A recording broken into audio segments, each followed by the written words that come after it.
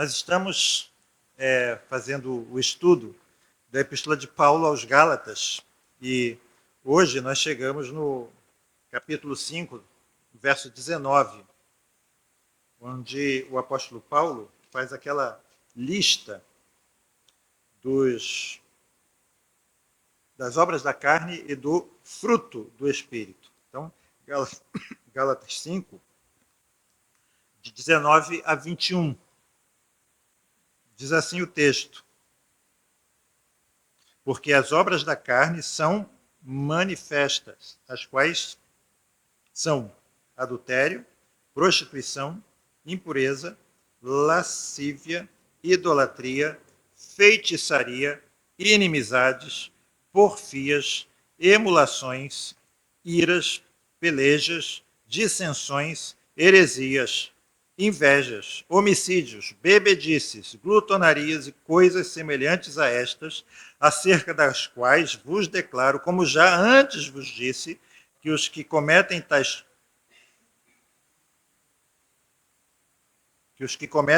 coisas não herdarão o reino de Deus. Mas o fruto do Espírito é amor, gozo, paz, longanimidade, benignidade, bondade, fé, mansidão, temperança. Que Deus possa abençoar a leitura e a exposição desse trecho, irmãos. Antes de nós examinarmos palavra por palavra o significado de cada uma dessas palavras, nós precisamos aqui ter digamos assim, uma visão abrangente do todo, né? Então, aquilo que às vezes eu digo, antes da gente ver árvore por árvore, a gente tem a visão da floresta inteira. Então, eu quero ter essa visão da floresta através de 6 observações gerais aqui a respeito desse texto, né? Em primeiro lugar, como eu disse na semana passada, a gente repara que existem aqui algumas palavras que estão no plural e outras palavras que estão no singular. E isso, irmãos, acontece por causa de uma característica peculiar à língua grega, né? Quando no grego nós temos um substantivo abstrato, e esse substantivo abstrato é usado no plural, e eu quero dizer o seguinte, é de modo geral, certo? Sempre há exceções, tudo a gente tem exceções na língua, né? A gente sabe disso. Então, de modo geral, quando um substantivo abstrato é usado no plural, ele se refere às manifestações externas daquilo que a palavra significa no singular. Então, assim, a inveja. A inveja é o pecado e aquilo que está dentro de nós. E invejas seria a manifestação exterior do pecado interior. Ok? O português, nós sabemos, ele não faz esse tipo de distinção. E algumas traduções, elas podem verter todas as palavras aqui para o singular. Mas a nossa tradução, ela é mais literal, a Almeida Corrigida e Fiel, e então ela mantém essa literalidade na tradução, igual como está no grego. Okay? Segunda observação geral, o apóstolo Paulo afirma aí, reparem no verso 19, que as obras da carne são manifestas. Manifestas. O que Paulo quis dizer ao usar essa palavra? Há 2 possíveis significados aqui.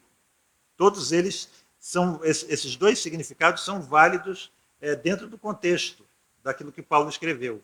O primeiro significado seria que essas obras são abundantes. Elas eram comuns no tempo de Paulo, no mundo pagão. O mundo pagão, a gente pode dizer que ele se caracterizava por tudo isso aqui, como nós vamos ver. E elas também são comuns na nossa época. E elas são comuns em todo lugar, no nosso mundo atual. O segundo significado, Paulo poderia estar querendo dizer que elas são inquestionáveis. Inquestionáveis. Que qualquer pessoa, mesmo aquelas pessoas que praticassem esse tipo de coisa que nós vemos aqui, essa lista de pecados, talvez, exceto aqueles mais depravados, né, aqueles que têm a consciência cauterizada, mas mesmo os que praticam essas coisas, eles, de alguma forma, eles reconhecem que essas coisas não são boas coisas. Como já falamos, né, anteriormente, eu reconheço as coisas boas, mas pratico as mais. Então, eles reconhecem que são mais. Ou seja, por isso ele está querendo dizer aqui que são manifestas, inquestionáveis. É fato de que elas não são coisas boas. Okay? Terceira observação geral aqui é que essa não é a única lista de pecados que nós encontramos no Novo Testamento. Nós podemos ver Paulo fazendo outras listas em Romanos 1, em 1 Coríntios 5, em 1 Coríntios 6, em 2 Coríntios 12 e em 2 Timóteo 3. Está sendo gravado, se você quiser depois, abra lá nesses capítulos e você vai ver outras listas de outras obras da carne, de outros pecados. E aqui, em particular, quarta observação, desculpe, ainda a terceira observação, nós podemos dividir a lista que o apóstolo Paulo fez em quatro categorias. Quatro categorias. E reparem aí, podem ir olhando para o texto, né? E você vê aí a partir do verso 19. A primeira categoria abrange aí as quatro primeiras palavras. Reparem: adultério, prostituição, impureza e lascívia. A gente poderia dizer que essas quatro primeiras palavras, elas estão dentro da categoria, digamos, da imoralidade sexual. Ok? Então, primeira categoria, as palavras que se referem à imoralidade sexual. E eu quero que você repare aqui uma coisa. Todas essas palavras estão no singular. Singular. Por que elas estão no singular aqui? Porque a ênfase do apóstolo Paulo, visto, digamos, que a lista é destinada a cristãos, a mim e a você, não é a manifestação exterior desses pecados, mas é a atitude interior. Paulo está querendo se referir aqui à disposição íntima, como oportunamente nós vamos ver quando estudarmos cada uma dessas palavras aqui. Ok? Segunda categoria aqui, nós podemos ver as duas próximas palavras. Idolatria e feitiçaria. Seriam, digamos, os pecados religiosos. Okay? Os pecados do desvio da religião, da verdadeira religião. Em terceiro lugar, nós temos as 9 palavras seguintes. 9, que os comentaristas classificam, de modo geral, em uma categoria chamada as violações do amor. Essas palavras se referem às violações do amor. Começa aí com inimizades, porfias. Reparem aqui que há alguma dificuldade na tradução de certas palavras aqui. Okay? Algumas Bíblias traduzem de forma diferente. Porfias ou contendas, emulações ou ciúmes, iras, pelejas, dissensões, heresias. A gente vai ver porque heresias está aqui não na questão do pecado religioso. Invejas e homicídios. E, em quarto lugar, as duas últimas palavras, que são os pecados da intemperança. Intemperança, falta de controle, falta de domínio próprio, bebedices e glutonarias. E agora, reparem aqui, irmãos, que o apóstolo Paulo, ele diz assim, e coisas semelhantes a estas. E coisas semelhantes a estas. Pergunto para vocês, me diga aí um apostozinho de 3 letras que Paulo poderia ter colocado aqui no lugar de e coisas semelhantes a estas. Etc. Certo? Etc. Mas reparem que o etc. seria mais geral.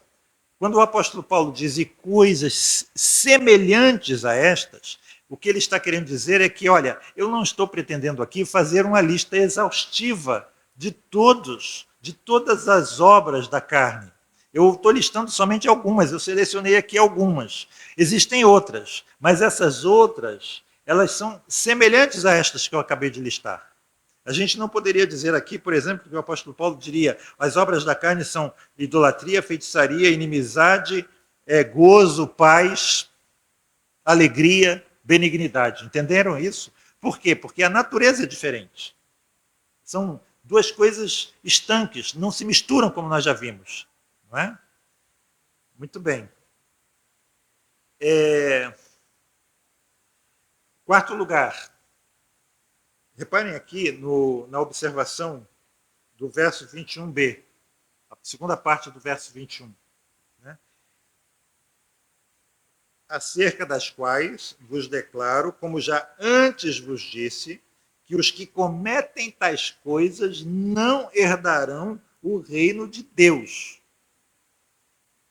Não herdarão o reino de Deus. Reparem, os que cometem tais coisas.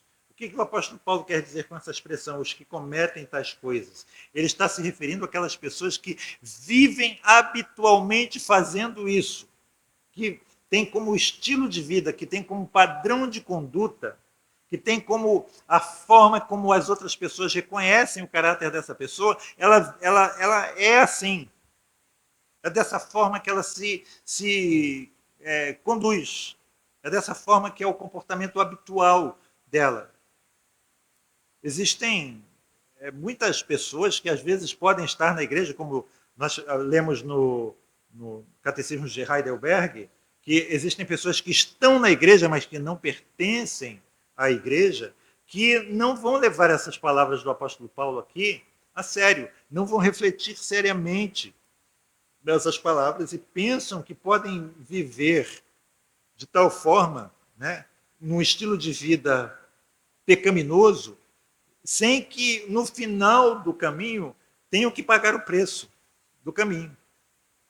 E aqui eu quero lembrar mais uma vez aquilo que o apóstolo Paulo diz em Romanos 3, o salário do pecado é a morte, mas o dom gratuito de Deus é a vida eterna em Cristo Jesus. O que o apóstolo Paulo quer dizer com isso, irmãos? Que o fim do caminho é coerente com a natureza do caminho.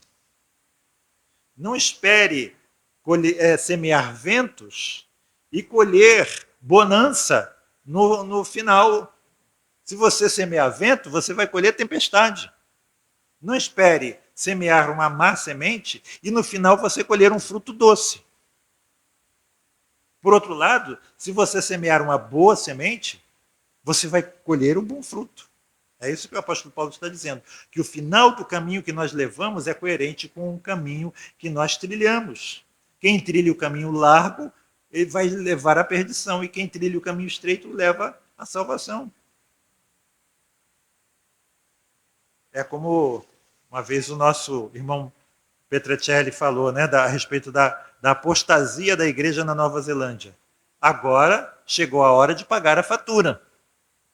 E muitos países na Europa, né, no primeiro mundo, estão pagando a fatura do afastamento deles de Deus. Então a resposta do apóstolo Paulo aqui é, no bom português, curta e grossa. Curta e grossa. Não herdarão o reino. Ponto. Não tem discussão. Não vão herdar o reino. Estarão de fora. Serão lançados nas trevas. Não estão vestidos com a roupa adequada. E por que, irmãos, pergunto eu aqui, o apóstolo Paulo escreveu palavras tão duras àquelas igrejas da Galácia? A resposta eu já dei. É que nem todos os que estão na igreja são de fato cristãos. Nem todos os que estão na igreja de fato pertencem a ela. Nem todos aqueles que professam com a boca que são filhos de Deus, de fato são filhos de Deus. Como o Senhor Jesus nos disse, é pelos frutos que nós conhecemos a árvore. Como disse João Batista, os verdadeiros filhos haverão inevitavelmente de, como ele diz lá, produzir frutos de arrependimento. O arrependimento verdadeiro produz frutos. Mas aqui eu também quero lembrar que essa frase, né, os que praticam tais coisas, não se referem àquelas pessoas que falham eventualmente, né, na busca da santidade. Não se refere àquelas pessoas que, digamos assim, procuram abandonar os seus pecados, né, com sinceridade e às vezes falham, tropeçam, mas se refere àquelas pessoas que não se voltam a Deus com arrependimento.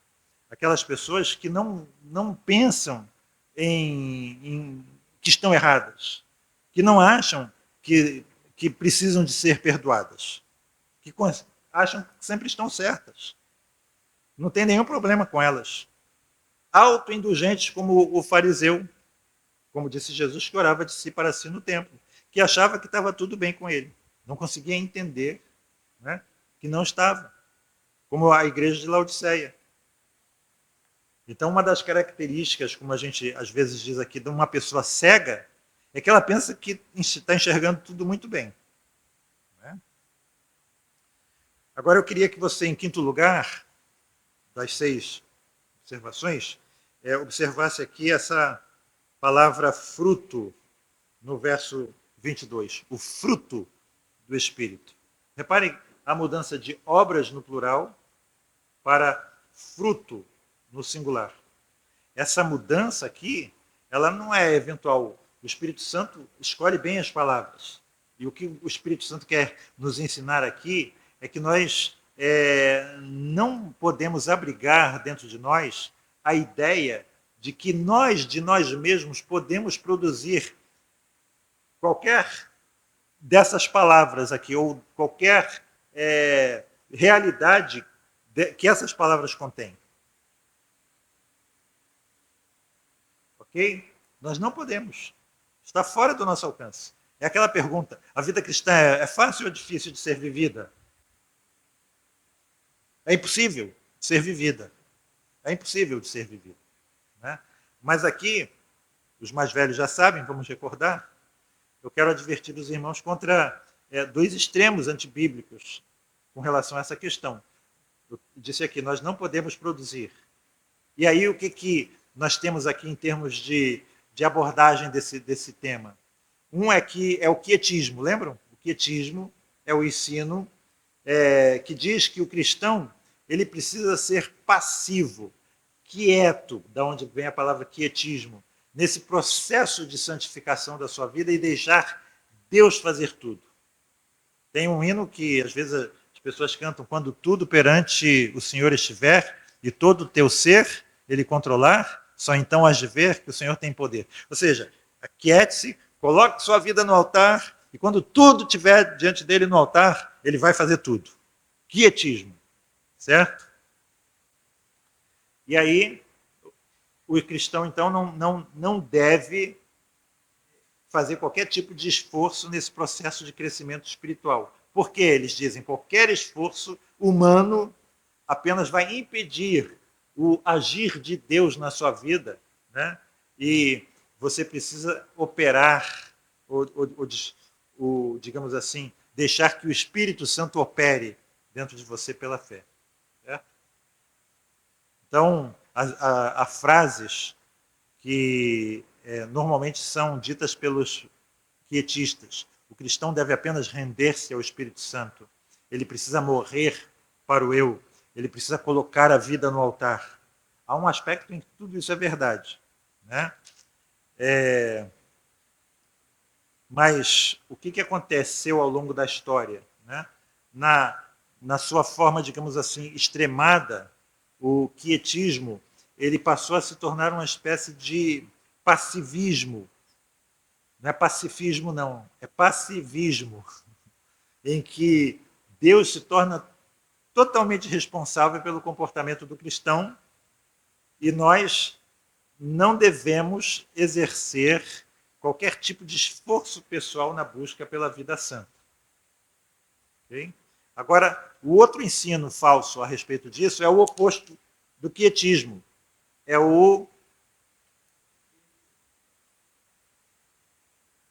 Falei o quê? É o oposto do quietismo. O oposto do quietismo é o pietismo. Né? O pietismo é o ensino que enfatiza o quê? O esforço pessoal. É o ensino que enfatiza a disciplina. É o ensino que enfatiza a obediência diligente, constante. É o ensino que enfatiza o dever do cristão. Né? E mais uma vez, irmãos, nada disso é errado. Né? Mas o que acontece? Ao longo da história, o pietismo tendeu a exagerar o esforço humano, a dar uma ênfase extremada ao esforço humano e, por vezes, ele cai no que a gente chama de farisaísmo e no legalismo. Então, o pietismo extremo sempre acaba por adotar certos padrões rígidos, extra-bíblicos de comportamento, né? Por exemplo, governando o vestir, todo mundo se veste igual, né? O corte de cabelo, o uso da barba, né? A abstinência de certos alimentos, etc, etc, etc. Um exemplo, os Amish. Já viram os Amish? Eles não usam eletricidade, não usam automóvel, né? Eles se vestem de um modo peculiar. Tem um grupo, não sei se é o dominante, que não pode usar nem botão na roupa. Né? Ou seja, eles são um exemplo desse pietismo radical, extremado. Okay? Então, reparem, enquanto os quietistas eles desprezam o esforço humano na santificação, os pietistas exageram o esforço humano e tendem a cair no orgulho, né? E no legalismo. E qual é o equilíbrio bíblico aqui? Voltando aqui sempre, né? Filipenses 2, 12 e 13. Diz assim: de sorte que, meus amados, assim como sempre obedecestes, não só na minha presença, mas muito mais agora na minha ausência, assim também operai a vossa salvação com temor e tremor. Reparem, vocês obedeceram não só na minha presença, agora na minha ausência, muito mais. Operem a vossa salvação com temor e tremor. Isso seria o quê? Quietismo ou pietismo? Operem a vossa salvação com temor e tremor. Muito mais do que quando eu estava presente no meio de vocês. Pietismo, né? Pietismo. Operem a salvação de vocês. Aí, logo em seguida, ele diz assim: porque Deus é o que opera. Reparem, ele diz assim: operem. E aí, no versículo seguinte, ele diz assim: porque Deus é o que opera. Em outras palavras, como diz a versão da linguagem de hoje, operem, pois Deus é o que opera.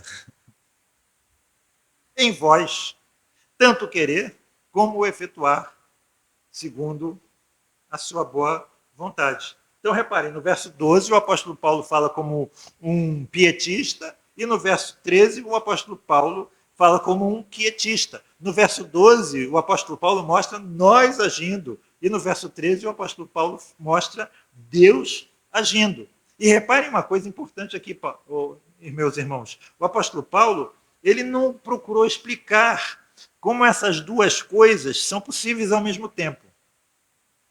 Mas ele simplesmente está afirmando essas duas coisas ao mesmo tempo. Trabalhem, mas é Deus que trabalha. Ou melhor, trabalhem, pois Deus está trabalhando em vocês. Então é uma afirmação aqui aparentemente paradoxal, que une o esforço humano, que une o nosso esforço pessoal como cristãos e a atuação de Deus. Mas ele não, os irmãos sabem que ele não escreveu somente ali. Né? Ele diz, por exemplo, em 1 Coríntios capítulo 15, verso 10, o seguinte: mas pela graça de Deus sou o que sou. Pela graça de Deus sou o que sou. Pietismo ou quietismo? Pela graça de Deus sou o que sou. Quietismo. E a sua graça para comigo não foi vã. Continua quietismo. Antes trabalhei muito mais do que todos eles, todos os outros apóstolos. Pietismo ou quietismo? Pietismo. Todavia não eu. Pietismo ou quietismo? Quietismo. Mas a graça de Deus que está comigo. Então, reparem, irmãos, que Deus estava fazendo o apóstolo Paulo ser aquilo que Paulo era. E, ao mesmo tempo, Paulo estava trabalhando arduamente para ser aquilo que ele era. Uma coisa não exclui a outra. Uma coisa pressupõe a outra. As duas andam juntas. Então, reparem, irmãos, aqui, que o ensino bíblico não é quietismo e nem pietismo, mas é um equilíbrio entre Deus, que está operando em você, e você, que precisa esforçar-se no caminho da santidade. Disciplina, leitura da palavra, oração, comunhão dos santos, como nós estamos fazendo aqui. Então, nós devemos sim usar todo o nosso labor, toda a nossa energia no serviço do Senhor. Mas, ao mesmo tempo, nós precisamos reconhecer que tudo aquilo que nós realizamos e tudo aquilo que é operado no nosso íntimo não é obra nossa, mas é obra de Deus. Aliás, o apóstolo Paulo diz isso com muita clareza: não é obra, mas é fruto do Espírito Santo. Então, o fruto é o sinal inevitável de que uma árvore está plantada no lugar certo. Se você foi enxertado na videira verdadeira, inevitavelmente você dará fruto. E em sexto lugar, sexta observação, óbvio, mas é preciso dizer, o fruto é do Espírito. O que Paulo quer dizer com isso? A ênfase é que cada uma dessas características aqui, cada uma dessas palavras é estranha ao homem natural. Cada uma dessas palavras é estranha ao coração humano. Mas reparem que no cristão, é isso que a Bíblia vai nos ensinando, essas coisas vão se manifestar progressivamente. É o que o apóstolo Paulo diz em outro lugar. Nós vamos progressivamente nos despindo do velho homem e nos revestindo do novo homem na estrada da santidade. Nossa conduta vai mudando à medida em que nós vamos vivendo a nossa vida cristã, até chegarmos, pela graça de Deus, numa idade avançada. E nós temos um salmo, por exemplo, o Salmo 92, de 13 a 15, que vai descrever de uma forma poética o que o apóstolo Paulo está afirmando aqui. Ele diz assim no verso 13: os que estão plantados na casa do Senhor florescerão nos átrios do nosso Deus. Estão plantados, bem plantados, no lugar certo. Eles vão florescer nos átrios do nosso Deus. Na velhice ainda darão frutos. Serão viçosos e vigorosos para anunciar que o Senhor é reto. Quando eu estava elaborando esse estudo, eu li uma característica de uma planta, né, que ilustra muito bem esse processo de dar fruto na vida do cristão, que é o bambu chinês. Já viram o bambu chinês? Diz aqui o que eu li, que o bambu, quando a semente do bambu chinês é plantada, né, ele vai permanecer como um broto muito pequeno durante 5 anos. 5 anos, você não vai ver progresso quase nenhum. Mas você não está vendo. Mas alguma coisa está acontecendo. Ele está crescendo para baixo e para os lados. Sua raiz. Né? Ele está fincando as raízes fortemente no solo, tanto verticalmente quanto horizontalmente. E aí, no fim do 5º ano, o bambu chinês, em 1 ano, ele vai crescer 25 metros. E que nós sejamos assim, né? Como essas árvores plantadas junto às correntes das águas, que formemos raízes sólidas, que finquemos as raízes nessa boa terra, raízes sólidas, raízes consistentes. E assim nós vamos crescer de forma constante, harmônica, à medida em que nós chegamos à idade madura, né? E o fruto do Espírito vai ser manifesto com um poder cada vez maior em nossas vidas. Lembrem-se disso, irmãos. O Salmo 1 diz isso, né? Bem-aventurado o homem que não anda segundo o conselho dos ímpios, não se detém no caminho dos pecadores, não se assenta na roda dos escarnecedores, antes o seu prazer está na lei do Senhor e nela medita de dia e de noite. Ele será como uma árvore plantada junto ao ribeiro de águas, cuja folhagem não murcha e no devido tempo dá o seu fruto. No devido tempo dá o seu fruto. Assim acontece na nossa conversão. Nós somos plantados na boa terra. Nós vamos brotando.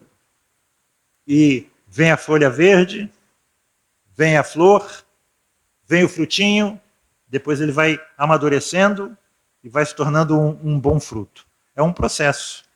Um processo. Esse é o processo de santificação. Deus opera em você. Esforce-se para obtê-lo. Amém?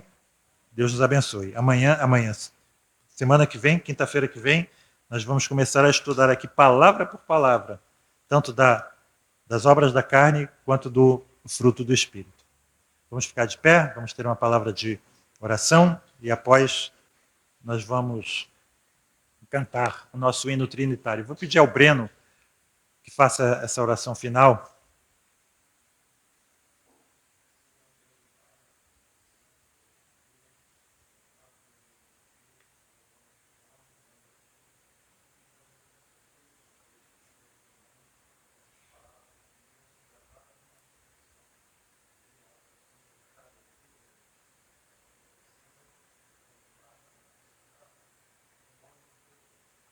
Amém. Glória seja ao Pai, ao Filho e ao Santo Espírito, como era no princípio, e hoje para sempre, eternamente. Amém. Amém. Deus abençoe. Lucas e Ana Luísa. Ana Clara. Lucas e Ana Clara. Deus abençoe. Bom rever vocês.